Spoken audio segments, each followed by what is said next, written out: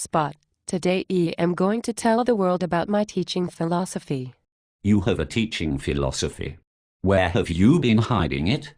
I have always felt that we could teach people the way we teach dogs. When I chase the sheep, you throw things at me and yell. You do not do that with people. If I did that with people, they would get mad and leave and never pay us any money. Then there would be no food for sheep or dogs. That would not be good. So how are you going to treat people like dogs? I shape their learning through successive approximation.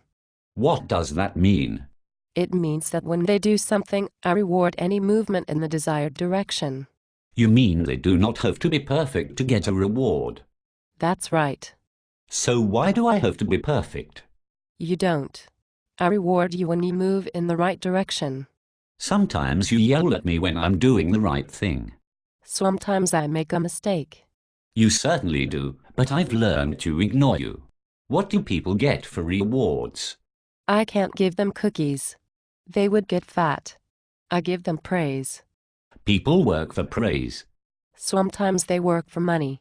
But in school or lessons we can only give praise. How does that work for people? People like to know when they are doing something right. What do you do when they do something wrong? Often I ignore what they do wrong, just like I do with you. You mean they don't get punished for doing something wrong?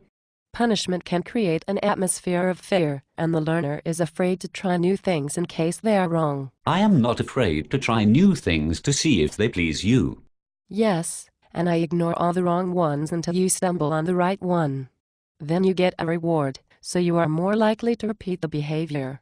I figured that out. Is there no faster way to get to the reward?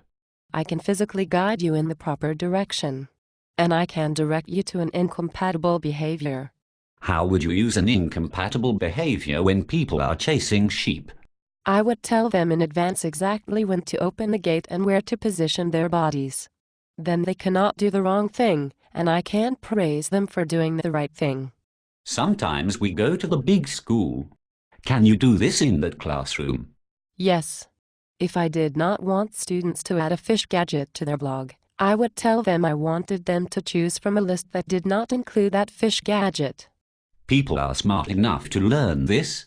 People are still animals. They still respond the same way. Is there more to this teaching philosophy thing? There is more, but not today. Someday I will tell you how we can use clickers to help people learn. I love clickers. Can we play the clicker game? Can we? If the puppy had not destroyed my last clicker, we could. We will have to wait until I can get a new one.